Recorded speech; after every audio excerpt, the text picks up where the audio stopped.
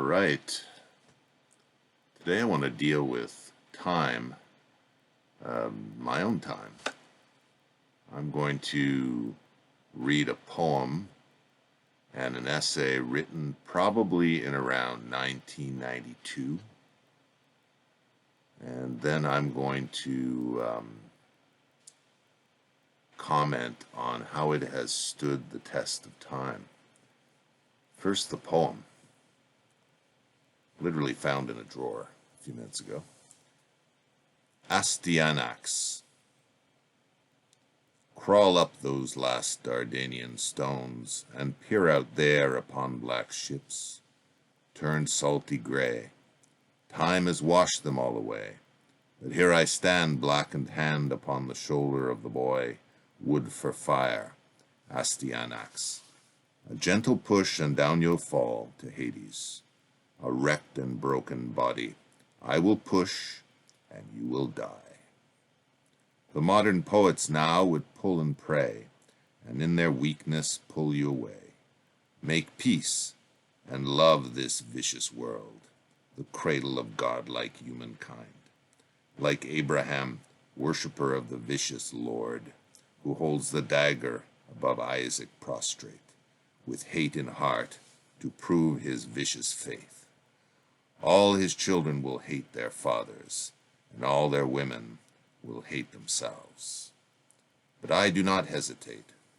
Mars is my character, and no human hand can move me. I will return to my tribe and plow the fields as before, as Cincinnatus or the northern settlers. A furore norma norum libera nos domine. I will honor my mother and my father, and drink with my brothers. My wife will bear me many sons and daughters, many young warriors, and I will bear my age and death like a lion. I have the eyes of the were-jaguar, and the heart of Romulus. They will stamp coins with the face of my son, and on the reverse you will see that the doors of the temple of Janus stand partly open. I stand impenetrable to your future eyes, and to your future tears, indifferent, and it is for you I pray, not for Astyanax. And now the essay. Eikonoklastes.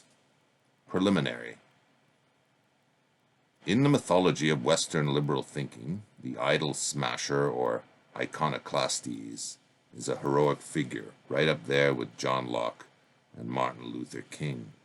What irony, then, the term returns to smash the idols of Western liberalism. Well, he has returned, and what does he behold? A world cut off from its roots, cut off from the earth, cut off from the very ability to know the good and the true. The mind of man is paralyzed in layers of stifling ideology. Thought is in a straitjacket. Under the banners of freedom and democracy, a bureaucratic tyranny has evolved, unstoppable. Never has the earth seen so stifling an atmosphere. While the ideological tyrants use the form and methods of freedom and democracy to strengthen their hold on political and social life, the tyrannicides sleep, seduced by the pleasures that intoxicate and eventually exterminate. The resistance meet, not in anticipation of revolt, but accidentally, in bars, in private homes, on street corners, speaking honestly only with the absolute assurance that the sycophants are away. What do? We can sleep. We can awake the tyrannicides. But if not, then let us at least unleash the fury of the Eikonoklastes, and let's just see what buildings remain standing. Political parties. Party politics have been the greatest tool of disenfranchisement. What decent, intelligent person can survive in any of those clubs? The party youths sing Ring Around the Rosie. The leaders talk baby talk to their sucklings. The apparatchiks exist and flourish for the sole aim of attaining the perks of power. Members accept their irrelevance, either out of childish stupidity and dog-like loyalty, or for the joys of fandom, the pleasures one gets from watching our ball team succeed. Stripped of all its clothing, the party, like the emperor, is but an instrument of power, not ideas. Not general power or popular power, but power for the operative membership. Those whose position guarantees that the rewards for victory will be substantial. A political party serves no other purpose. Thus, people outside the party apparatus, who want input, who want power, can take only two steps. Either play the courtier within the established party, which will mean power, but for courtiers of exceptional talent and influence. Or if this person has a mind, gather together individuals, friends, lovers, bankers, and poets, and form his own party. No one will protect your interests. Not the state, not the government, not the opposition, not quaint marginal parties. Only you, your friends, your family, your party. From the perspective on high, there is no such thing as a citizen, the people, persons, humans even. There are only shepherds and sheep. Rule of law. The rule of law is no rule at all. In fact, it conceals the ruler under impenetrable paper trails. Concepts are not real. Determinacy is limited. Indeterminacy ever present. Rip off the veil. Let us crown our rulers in public. Government should be given to the best. Power must arise by status, not law. For this notion, we must go back only to our roots, to antiquity. The consul is the preeminent ruler by status. The law determines not the power, but the duration. That alone is sufficient for good government when you have good leaders. What of the risk of bad leaders? The rule of law has given us more than our share of hidden leaders, judges, bureaucrats, lobbyists, and lovers and mothers. Let the power be wielded in the arena for all to see. If blood flows, so be it. Human rights. There is no human rights code that will not be swept aside when the injustices it produces become unbearable. How long must we suffer the petty injustices? How many criminals must evade the gallows? The solution to the human rights question is simple. Good, open government. Good leaders. Large franchise. An Athenian doesn't need a charter of rights. Only a Persian does. Minoritarianism. God save us from the tyranny of the majority. What is worse than the tyranny of the minority? So far have we come for fear of mob rule, that fear creates in all states by the suicide of Socrates, that we do not even see that only the few have voices. Only weakness is strength. Only marginality is central. Only oppression brings respect. If all values are equal, then let us assert the values of the strong, the will of lions and wolves. Democracy. Athena is a shadowy figure. Athens is a ghost. If the Athenians could speak from the dead, what would they say? Better to be a slave in some foreign land than to be king in the land of shadows. Our democracy is dead. The form, like the spectre, in castle hallways remains, but it is only a faint remnant of what was. The votes remain, the voices, the talking shops, the adulation. But who are the Democrats? I am 28, and have never so much as uttered a public word, let alone run or served in office. I am like the vast majority. Democracy conceals a secret tyranny. The people are herded by the secret tyrants. The most powerful, through organization, propaganda, and bribery, win. Is the government democratic because the forms are respected, even though the strong would take power by force if the forms did not exist? It is the result that matters. The tyrant is secret, which makes him inferior. The born leaders are caught in a bureaucratic web. Therefore, we cannot be led by the best. Only the most cunning and clever rule. It is better to have a more open tyranny. Crown your king in the public square. Caesarism is the ultimate expression of democracy. Cult of oppression. When the strong sleep, the weak rule. But how are the strong put to sleep? By the cult of oppression, the opiate of the natural instincts. Like those ancient Christians subverting pagan rule, all that is good is bad, all that is ugly is beautiful. To be strong is to be weak, to be stupid is to be smart, to be slow is to be fast, to be incompetent is to be excellent. Guilt is the supreme weapon. The strong hesitate. Government is ensnared in layers of incoherency. The weak rule, the strong sleep. This is one idol the Eikonoklastes will crush with wicked pleasure, but without thought of vengeance. Distinction. The government has no business distinguishing between citizens. All must have the same status, citizen. Citizenship can be rediscovered, enriched, the meat returned to the bone. Individuals and groups remain free to tout their uniqueness, and the notion of citizenship itself precludes discrimination. To discriminate is to be a criminal. But the state can take no other action. If history is a dog, blame history. To embark on the road of distinction is to jab a knife into the heart of citizenship, a mortal wound to social cohesion. Human superiority, the mind tool and conceptualization. There is nothing so obvious but that every species is to itself absolutely superior. Otherwise, the weak would inherit the earth. Mothers would feed their children to the lion, and the wolf would eat its tail. We learn nothing peculiar about ourselves when we say that man is superior. What of the human mind, the brain, intellect, and reason? It is now well established that the large human brain developed as a tool of survival. It is therefore, in purpose, no different than the cheetah's legs or the shark's jaw. Man was first in one thing. He is the first species to rely on mental power as an instrument of survival. He solves problems, learns, builds tools, and great cities. But can it really be said that the mental tool for survival distinguishes the superior from the inferior?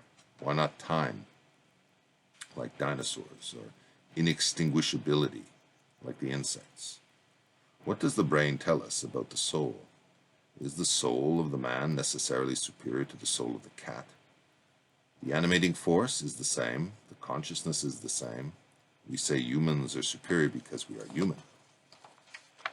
The mental tool has had unintended consequences. A tool developed for one purpose may well be unsuited to another, which should be no great revelation.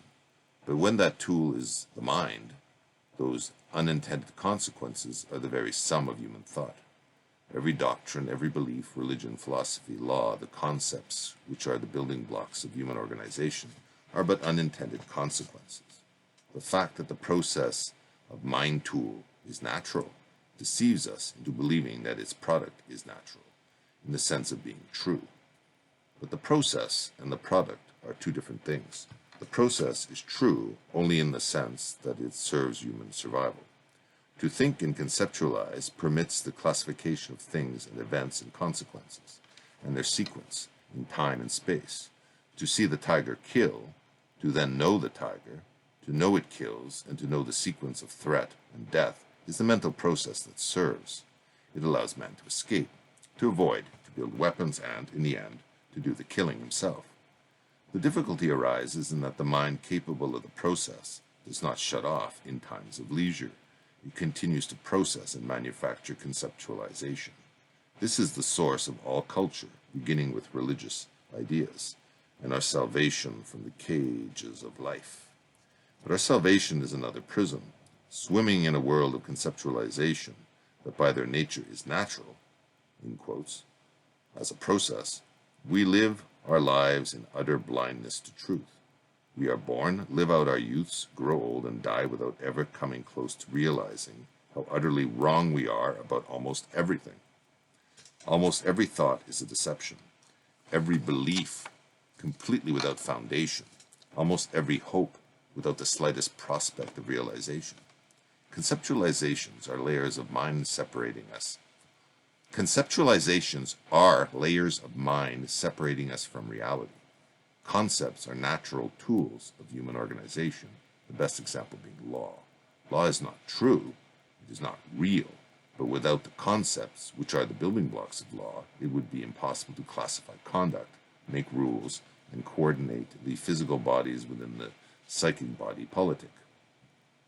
Law is therefore an example of concept the good, concept the natural. But we do not need to go far to see its perversion. The French, to this day, are the masters of false conceptualization. Civil law, to the Frenchman, is not conceptual, it is concrete. It exudes from the nature of being. The form of the concepts are natural. This is false. It is process concept which is natural. The form concept has no inherent truth. In other words, the process of making legal concepts to regulate society is natural, but the forms that those concepts take, ipso facto, have no inherent truth. They are indeterminate without considering factors external to the form concepts themselves. We must therefore be forever wary to distinguish the beauty of the process from its forms. Form has beauty, but it is not truth. I cannot go further without considering for a moment my understanding of truth. I, for one, have never been undone by the problem perception seems to pose in epistemology. In the physical world, we must trust perception until it becomes deception. And this trust does not have to go far beyond the base observations concerning the physical world. Can we not accept the physicality and materiality of life? If this is an obstacle, philosophy loses its connection to living and becomes a fun game for a life sense. I therefore give some credit to my senses, accept the raw data, and can come to a number of basic conclusions. We are physical beings in a physical world. We have individual consciousness, which means that so far as each of us know, we are the only conscious beings in the universe. Or, in other words, to each of us, we are the center of the universe. We physically exist so long as we feed off the physical bodies around us. When we cannot sustain ourselves, we ourselves feed the earth. We live and we die, and from our living comes life, our children. As far as my observation can take me, children are the only verifiable form of immortality known to us. But it is a physical immortality, not a mental one. It is without continuity or consciousness, which appears to me to be the only mental form of immortality. That is all we know. The above is truth in its most basic form. The relative truth of concepts depends on the closeness of the correlation between the concept and the basic truth. For example, the concept consciousness, in quotes, is extremely close to truth because the truth of consciousness, as it is to live it, can only be conceptualized by the concept consciousness or its synonyms. A more complicated example for the phrase rat race, in quotes, is also close to truth because it describes a process of survival and life in a complex society. It has a close connection to physical reality. On the other hand, the phrase justice has no natural meaning. Life and death in nature have no such character. We are therefore missing layer upon layer, perhaps thousands of conceptual layers between physical reality and the important social concept called justice. Justice is therefore far removed from truth. A more complicated example, God the Father, as understood in monotheistic religions as a being outside of man and nature, is light years from truth, to the point of irrelevance. It is a concept dependent on belief. But if we think of God as nature, as the totality of the external world, we can see the correlation between God and nature becoming almost perfect. This leads to the surprising conclusion, perhaps not that surprising, that more primitive views of the deity are closer to truth than the more complex ones. The farther we go along the false path of conceptualization, the farther we are from the truth. The complexity of our steering apparatus is no substitute for going in the right direction.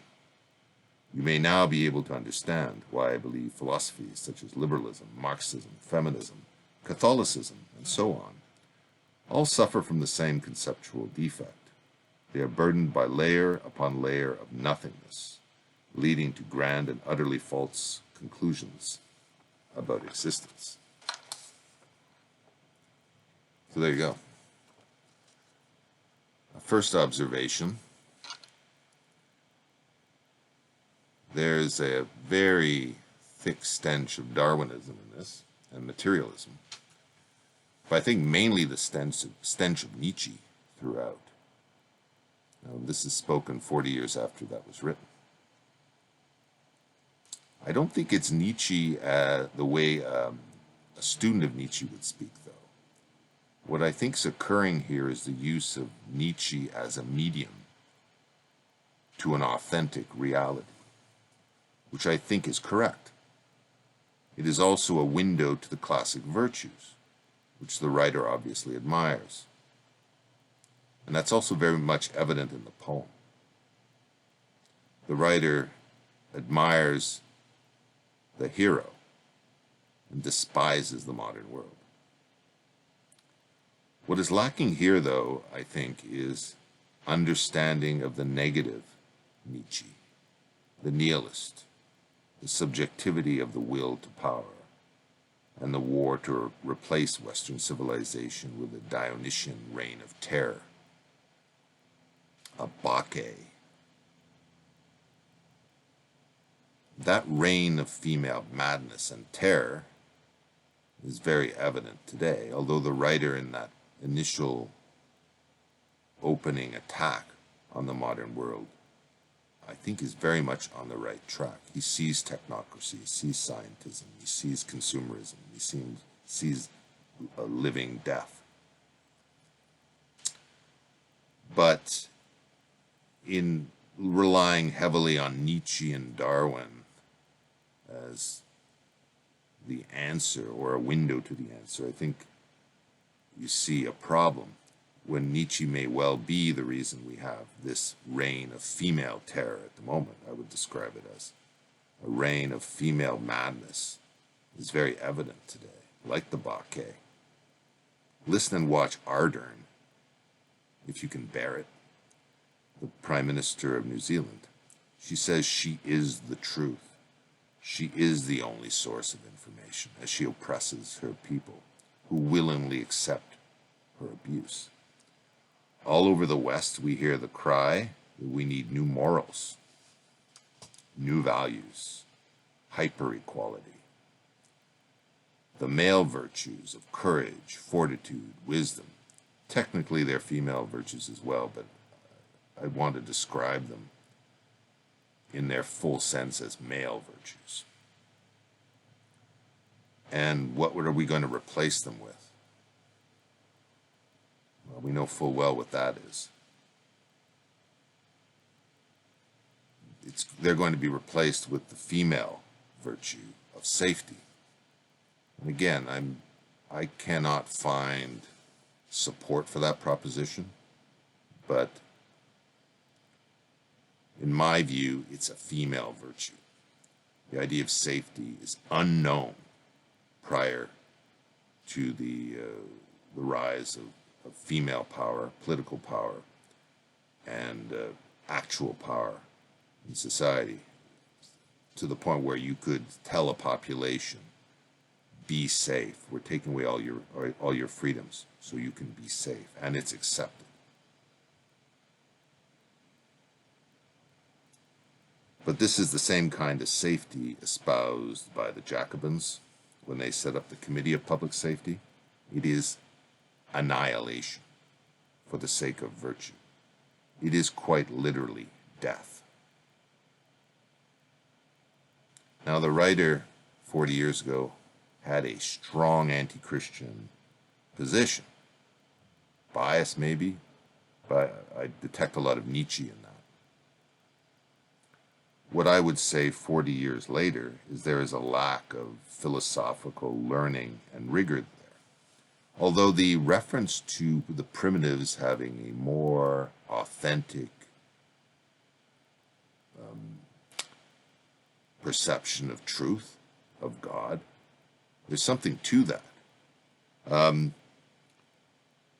But if we look at the concept of God, the Father, that is in fact, as the writer I think was close to understanding, but any society, any primitive society, a person in the most isolated individual, a person with no education in theology, no religious background, can still become aware of God the Father. And of course, the ancient philosophers like Aristotle understood that he is the immovable mover. We can get there without revelation. Belief in God is wildly common. But if the writer means by Christian, the Protestant version of Christianity, fideism, faith alone,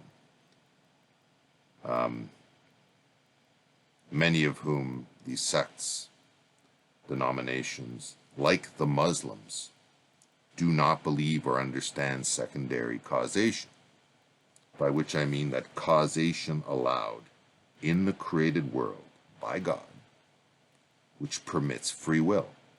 So in that sense, I disagree with the writer. This kind of Christianity that I've just described is stifling. I agree with that. But if we are to include traditional Catholicism, rooted in the Thomist insight into secondary causation, then I strongly disagree. Free will is evident in our world, if not in others, those outside of ourselves, and who may well appear, and certainly appear to me, to be an awful lot like ants, zombies. But in myself, in ourselves, if we have an active, intelligent will, you experience the workings of free will every day. It's not a fantasy. So the insight said to be through revelation of the Logos, the second person of the Trinity, also makes me disagree with the writer. Obviously, the writer had no understanding of this. Logos is the creative force. It's the order of the universe, natural law, that I believe we can all access. And it is actually perceptible in the functioning of our lives in the world. So, this creative force, the order of the universe, that we can access in our thoughts and in our being. So two ways we access it, mentally and in being itself, is, I think, manifestly real.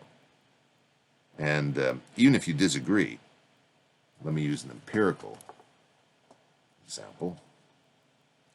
Who is going to live a happier life and perhaps have a happy death? The believer in Logos, or the believer in strife and annihilation as the order of the universe?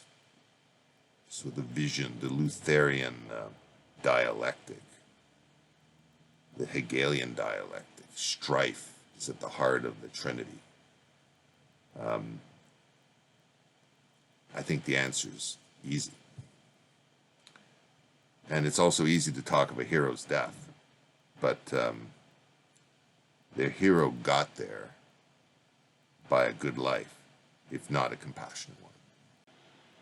There is another error here that the writer shares with Descartes and Kant and others, which is the belief that the senses are the only sources of reality. No one doubts the senses are our window into the natural world. But what of metaphysics? We believe in the supernatural, and it is odd that we would believe it without a source for that belief. Is it likely we would have senses for the natural world, but not senses for the supernatural? If the supernatural is relevant to us, then we are born with ways to experience and understand it. And the basis for that would be our senses to the natural world. So I would argue such senses exist and they are the root source of the belief. The rigid boundary between the mind and what is outside the mind is pure Descartes. Res cogitans is the mind, thought, and res extensa is everything outside the mind. But this ignores the possibility of authentic experience and what that means. I guess I get this from Heidegger, or the interpreters of Heidegger. I still haven't digested Being and Time. I may never digest it. But perhaps what I have gained from what I've read is a tool that I will try to apply here.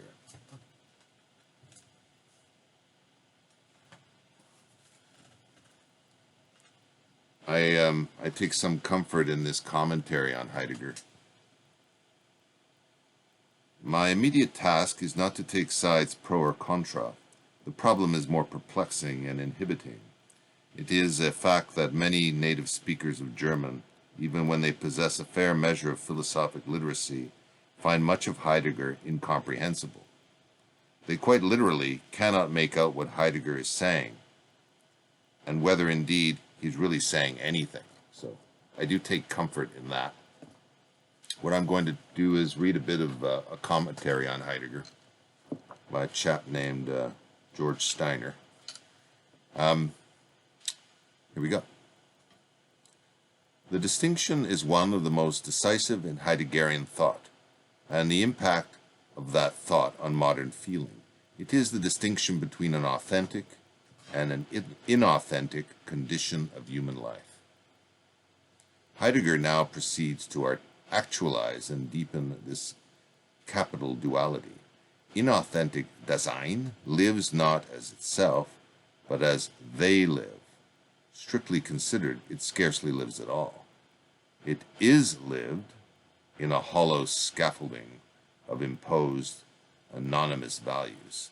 In inauthentic existence, we are constantly afraid of other men's opinions, of what they will decide for us, of not coming up to the standards of material and psychological success, though we ourselves have done nothing to establish or even verify such standards.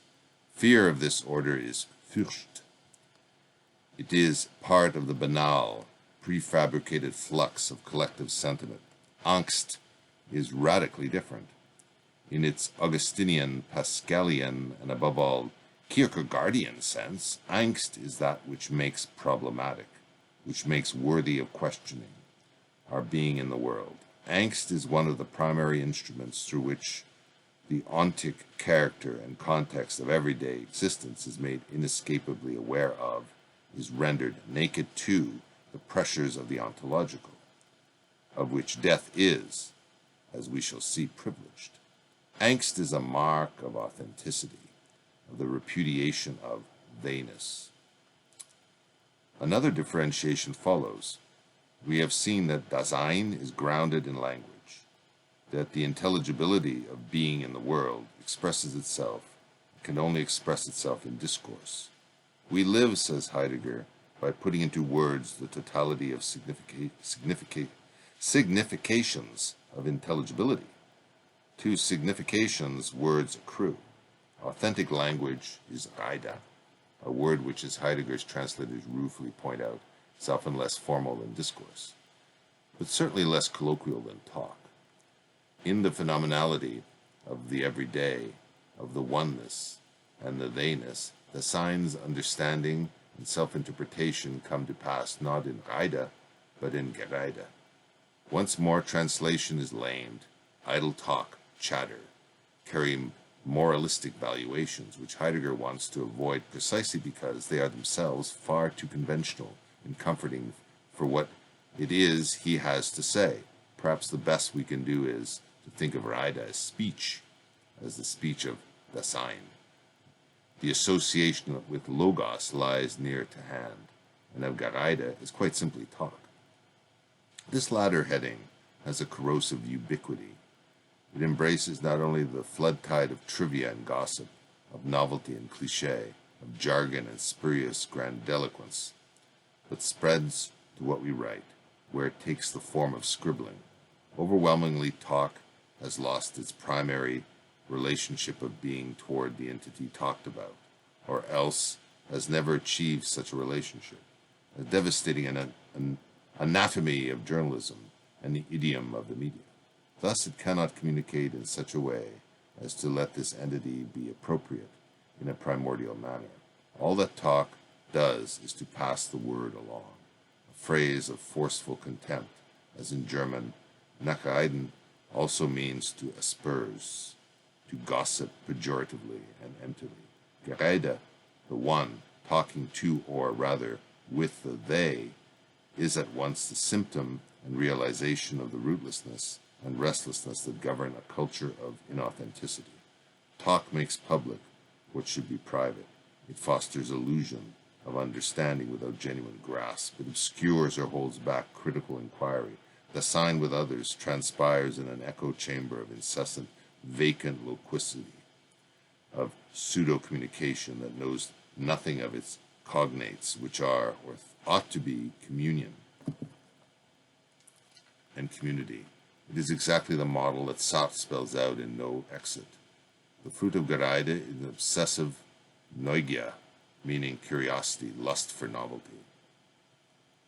This analysis entails a contrastive ideal of authentic speech, which Heidegger will adduce in his later work, via the great poets.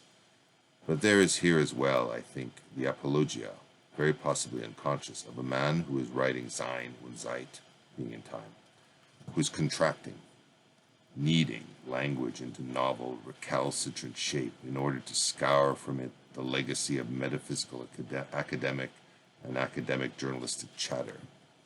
Hence the reiterated primordial distinction which underlies the entire argument. Curiosity has nothing to do with observing entities and marveling at them. Curiosity in this authentic sense is wonder, Dalmatsein. Philosophy, which springs from Neugier, is loosely anchored in talk. Thought, as Heidegger seeks to exemplify it, is profoundly, almost violently rooted in the word, whose own wellspring is wonder. Now, there occurs a startling modulation. Heidegger has been differentiating between the authentic and the inauthentic life, in terms of whose resonance is almost emphatically theological. In terms whose resonance is almost emphatically theological. Heuristic angst has been set against the mundane fear. Speech, implying logos, has been contrasted with talk. The hunger for mere novelty has been opposed to genuine wonder. Each of these opposing rubrics is a natural consequence of the comprehensive antithesis between true Dasein, which is self-possession, and the collective indiscrimination of an existence conducted in terms of oneness and theyness. To this latter, Heidegger gives the name Wegfall, or Wegfall, a falling away from, a cadence into decline. Again, and preeminently, the tonality is theological. Just stop there. So what tool can I take from this search for the authentic? I will give you a timely example. I think this is what's going on. As a Northern European, my reaction to my first experience of the traditional Latin Mass was astonishment. This was not an intellectual or religious experience at all.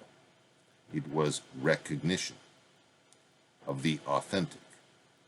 But more than that, I experienced something that belongs to me, that was with me, that was me.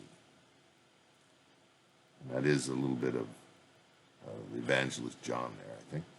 I would suggest that an East Indian or East Asian would need to bring learning or faith to this experience. I did not have to.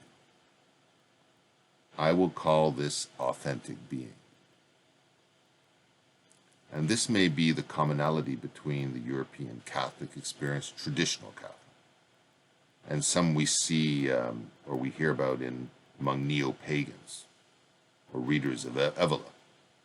I would suggest the experience of an Evolite in imagining, visioning the golden age of an ancient Hyperborean ancestor is ontological.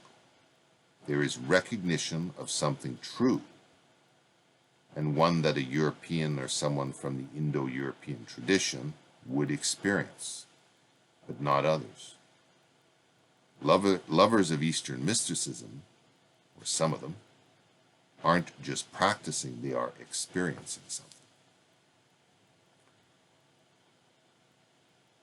And when we bring this to the political, we recognize as authentic patriarchy, the family, roots, tradition, God, or if you prefer, gods.